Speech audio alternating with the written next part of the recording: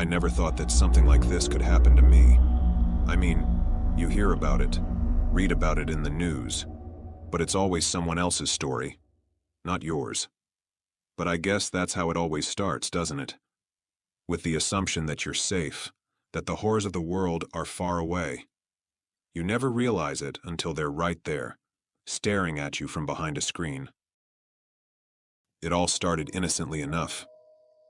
I was just another girl on Instagram, sharing parts of my life with the world. I'd post photos of myself hanging out with friends, going to cafes, or just lounging around at home. People loved it. The likes rolled in, the comments too. It was fun. Validation, I guess. Harmless, right? Then, he showed up. At first, it was subtle.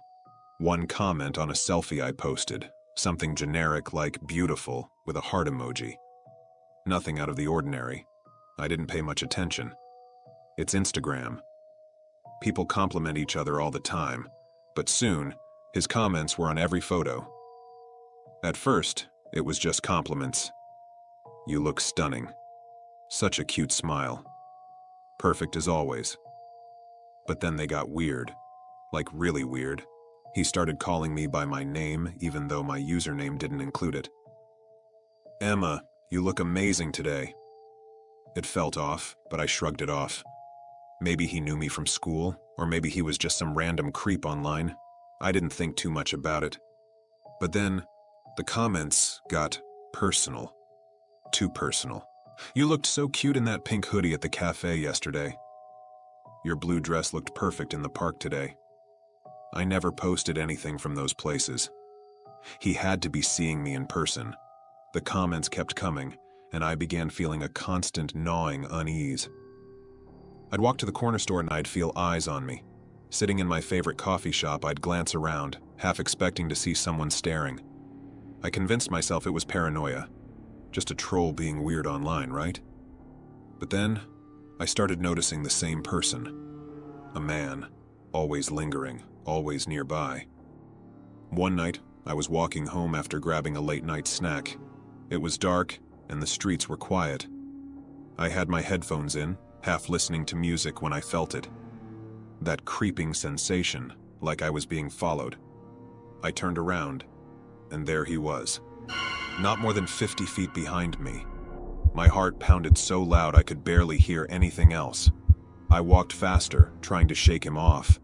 But every time I glanced back, he was still there, closer this time. I ran the last few blocks to my apartment, fumbling with my keys, slamming the door behind me. I remember standing there, chest heaving as I stared out the peephole. He walked by my building slowly, head tilted, like he knew I was watching him. That night, I locked every door and window. I couldn't sleep. Every creak of the floorboards, every gust of wind felt like it was him, waiting. The next day, I made my Instagram private. I thought that would be enough. Thought that would make it all stop. But the comments didn't stop. How could they? He had already seen too much. Every time I went outside, I felt him. Watching, waiting, lurking. Then one evening, everything changed. I had just gotten home from class. It was late, and I was exhausted. As I unlocked my door and stepped inside, the familiar smell of my apartment didn't comfort me the way it usually did. Something was off. The air felt wrong, heavy. I froze in the entryway, that creeping feeling crawling up my spine again. That's when I heard it, a soft rustling from the other room. "Hello?" I called out, my voice shaky. I knew no one was supposed to be there. No one but me. Silence. I told myself I was being paranoid again, that maybe it was just the wind or the old pipes in the walls. But as I moved towards the hallway, I saw it. A shadow, moving through the dim light of my bedroom. Before I could react, he was on me. A rough hand clamped over my mouth, dragging me backwards. I fought, but he was stronger. He threw me to the ground, and I could feel the cold sting of a blade pressed against my neck. "Shh, Emma," he whispered, his breath hot against my ear. "I've been waiting for this." I panicked, heart racing, but instinct kicked in. I grabbed at anything within reach, a book, and swung wildly. He grunted in pain, loosening his grip for just a second. That second was all I needed. I shoved him off me with every ounce of strength I had, bolting for the door. My vision blurred with panic. But I didn't stop. I ran out of my apartment, down the hall, and into the street, barefoot and trembling. The street was dark, empty. I didn't know where to go. My apartment building was mostly empty. No one I knew lived nearby. But I saw lights on in one of the houses across the street. An old couple, I think. I sprinted to their door, banging like my life depended on it, because it did. "Please, help! He's trying to kill me!" I screamed, my voice breaking. The door flew open, and the couple looked horrified. They didn't ask questions, just pulled me inside and called the police. I was shaking so hard I could barely speak, but I managed to tell them what had happened. That I knew this man had been following me, that he'd broken into my apartment. By the time the police arrived, I had calmed down enough to explain everything. They went to check my apartment, but he was already gone.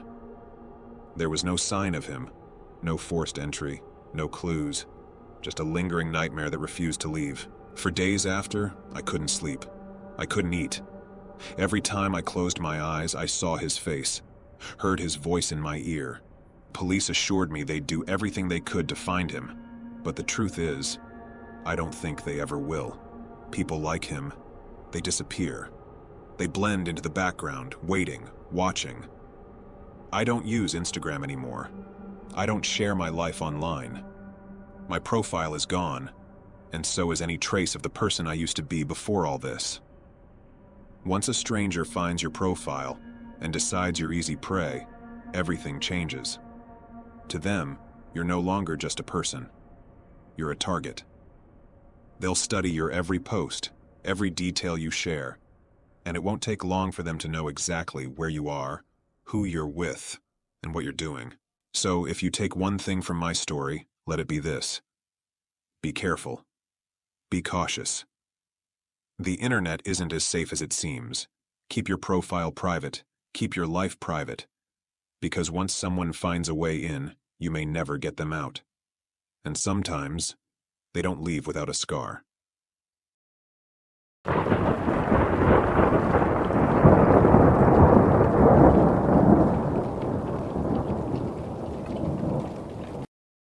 It started with just a couple of Instagram notifications, nothing out of the ordinary at first.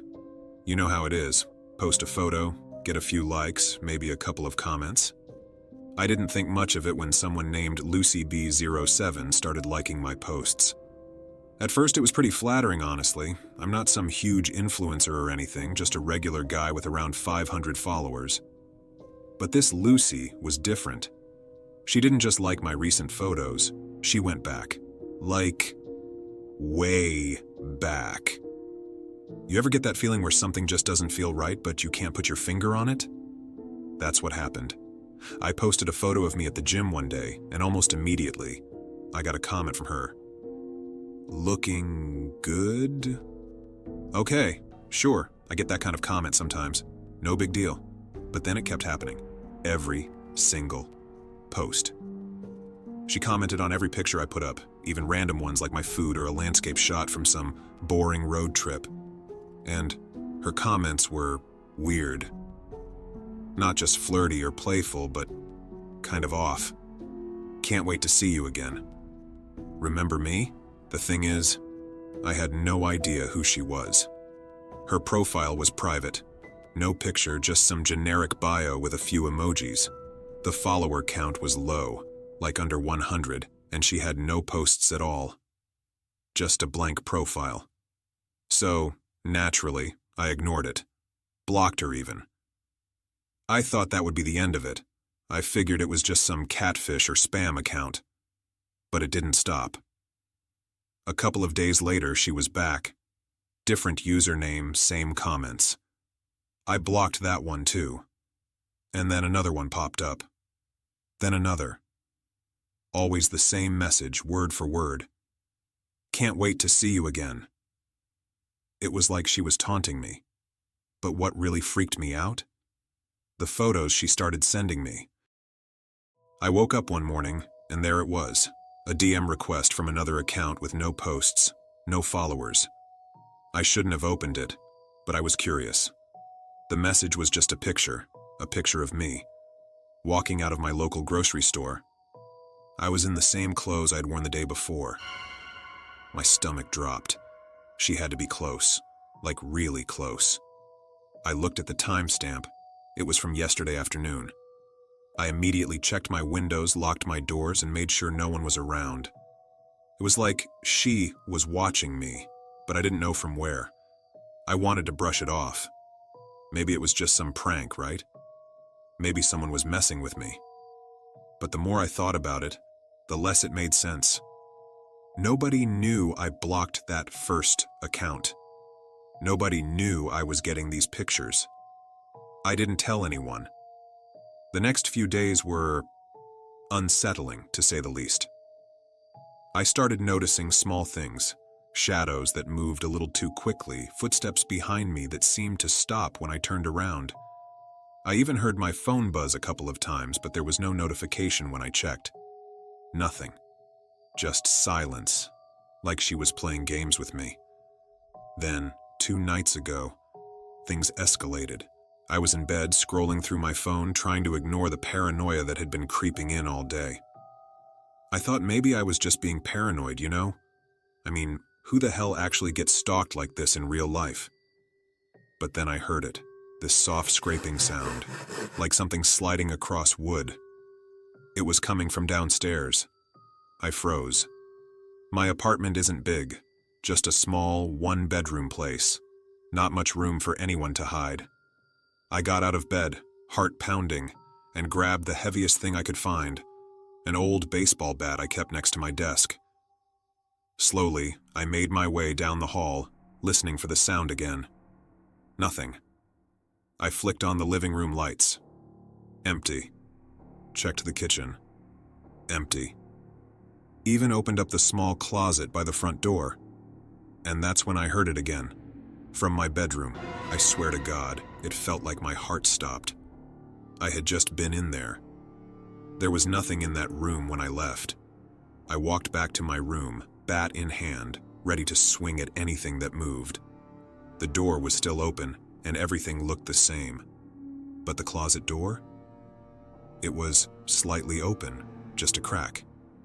That's when I saw it. Her eyes. She was in there, crouched in the dark, just staring at me through the gap. I couldn't move. I couldn't speak. All I could do was stare back, my breath caught in my throat. She wasn't blinking, wasn't even breathing as far as I could tell. Just watching me. The closet creaked as she slowly pushed the door open, and I could finally see her. It was her, the girl from Instagram. Or at least that's what I thought at first. But up close, she looked different, wrong. Her face was gaunt, eyes wide and bloodshot. She was wearing this dirty, oversized hoodie, and her hair was greasy, sticking to her forehead, like she hadn't showered in days, maybe weeks. I stumbled backward, dropping the bat, and finally managed to shout, "What the hell are you doing in my house?" She didn't answer. Just stepped out of the closet, this slow, deliberate movement like she had all the time in the world. Her hands were shaking, and she kept mumbling something under her breath. It sounded like my name. I grabbed my phone, ready to call the cops. But she lunged at me before I could even unlock it. Her grip was strong, way stronger than I expected. She had me pinned down, her face inches from mine, whispering the same thing over and over. "I knew you'd remember me." I finally shoved her off and bolted out of the room, locking myself in the bathroom. My hands were shaking so bad, I could barely dial 911. When the cops arrived, they found her still in my room, just sitting on the edge of my bed like she belonged there. They charged her with trespassing. But what freaked me out the most? When they searched her, they found something tucked into the pocket of her hoodie. It was a photo of me. taken years ago, from my high school yearbook. The girl? Her name wasn't Lucy. She wasn't some random Instagram stalker. She was a girl from my old high school, a girl I had never spoken to, never even noticed. But she had noticed me. For years. I have not seen her since, but that night will haunt me forever. Since then, I moved to a different city, just because I was scared she might come again and try to break into my house. Or even worse.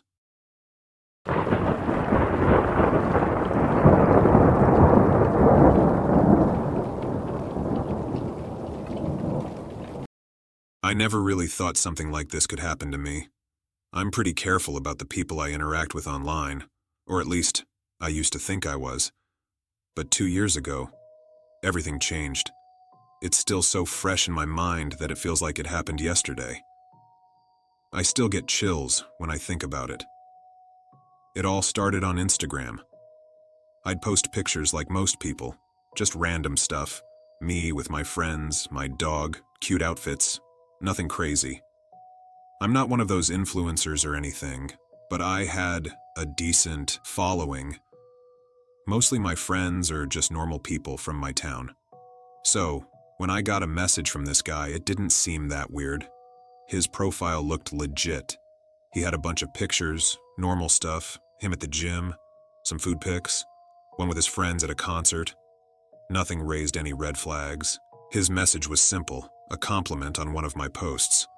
Harmless, right? I didn't think much of it, but I replied. He was cute, normal looking, and honestly, it had been a while since anyone really caught my attention like that. We started chatting, and over the next couple of days, he was perfect. Funny, sweet, said all the right things. He seemed really interested in me. Not just the usual shallow stuff like, "Oh, you're pretty," but he actually asked about my hobbies, my life. He was smart. I felt like I could trust him. About a week in, he suggested we meet. "Dinner, maybe?" he asked. Someplace casual, no pressure. I was nervous, but excited too. I mean, we'd been talking every day for hours, and I felt like I already knew him. So, I agreed. The night of the date, I dressed up a bit. Nothing too fancy, just enough to feel confident. I remember standing in front of the mirror, fixing my hair and thinking, this could be it. He could be someone special. I left my apartment with that weird mix of nerves and excitement, that kind of feeling you get when you think your life's about to change in a good way. But then, things went downhill. Fast. When I got to the restaurant, I didn't see him at first. I looked around, scanning for the guy from the pictures. Instead, this older man, maybe in his late 50s, walked up to me. He wasn't who I was expecting at all. He wasn't even close. I thought he was maybe just someone lost or needing directions or something, but he smiled, like he knew me. "You're Jessica, right?" My stomach dropped. Yeah," I said, confused, glancing behind him to see if maybe the guy I was supposed to meet was nearby. "I'm here to take you to him," the man said casually, as if that made any sense. I froze. "What do you mean? Where is he?" The man didn't flinch. "Oh, don't worry, he's waiting for you. Just come with me." Every instinct I had screamed at me that something was wrong. This didn't feel right. I took a step back. "I think there's been a mistake. I'll just call him—" "No need," the man interrupted, his voice a little firmer. "I'll take you to him." My heart started racing and my hands felt cold and clammy. I wanted to trust that maybe this was just a weird misunderstanding, but something about the way he kept insisting. It made my skin crawl. I shook my head. "No, I'm just gonna go home." Without waiting for a response, I turned and walked away quickly, not running, but close to it. I heard him call after me, his voice suddenly sounding annoyed. "You're making a mistake." I didn't stop. I didn't look back. I just kept walking, praying that this was all some strange joke, that I'd go home and laugh about it later. But when I reached the end of the block, I glanced over my shoulder. He was following me, My heart leapt into my throat. He was far enough behind that it wasn't obvious, but he was definitely following. I sped up, trying to get to a busier street where there were people around. Maybe he'd lose interest if I was in a crowd. I managed to get home without him catching up, but the whole time, I had this sick feeling in my stomach. When I got inside, I locked the door and double-checked it. Then I did something I've never done before. I checked all the windows, the back door, everything. I even pulled the curtains closed. I tried to shake it off. I told myself he was probably just trying to help, that I'd misread the whole situation. But it didn't help. I barely slept that night. And when I did, I had nightmares. The next day, everything seemed fine. I was still freaked out, but I went to work like normal. I tried to convince myself I was overreacting. That was until I got home that night. I walked into my apartment, and immediately, something felt off. It's hard to explain, but you know that feeling when you just know someone's been in your space? The air felt heavy, like something was wrong, but I couldn't put my finger on it. Then I heard it. A noise. Just a soft shuffle, like something moving in the back of the apartment. I froze. For a second, I thought maybe it was my imagination, maybe the wind or a neighbor. But then it came again, louder this time, like someone was walking inside my apartment. My heart pounded in my chest. I couldn't move. I wanted to scream, but my throat felt tight. Then, without thinking, I ran. I ran into my bedroom and shut the door quietly, locking it behind me. My eyes darted around the room, trying to figure out what to do. That's when I saw my closet. I know it sounds stupid, hiding in a closet like some horror movie cliché, but I didn't know what else to do. I slipped inside and closed the door, crouching down, trying to make myself as small as possible. My heart was pounding so loud. In my ears, I was afraid whoever was out there would hear it. Footsteps. Heavy, slow footsteps coming down the hall. They stopped right outside my bedroom door. I held my breath, praying the lock would keep them out. But then the door creaked open. He was inside. I could see through the tiny crack in the closet door. The old man. The one from the restaurant. He was in my room. He was looking for me. I had to bite down on my hand to keep from making any noise. He walked around the room slowly, like he had all the time in the world. I saw him glance under the bed, check behind the curtains. Then he moved towards the closet. My hands were shaking so hard I could barely hold on to the heavy lamp I'd grabbed from the cabinet near the bed in case I had to defend myself. He was getting closer. I saw his hand reach for the closet door. Without thinking, I swung the lamp as hard as I could. It connected with his head, and he let out a low groan before collapsing to the floor. I didn't wait to see if he was unconscious. I ran. I ran out of my apartment, down the stairs, and onto the street. I didn't stop until I was outside, dialing 911 with trembling fingers. The police came. They found him still knocked out on my bedroom floor. Turns out, he had been stalking me for days. He was the guy I'd been talking to online. He'd made a fake profile, using someone else's pictures, all so he could lure me in. They arrested him that night, but I haven't been the same since. I made private all my social media accounts, stopped talking to anyone I didn't know personally. And even now, 2 years later, I still get that sick feeling whenever I hear a noise at night.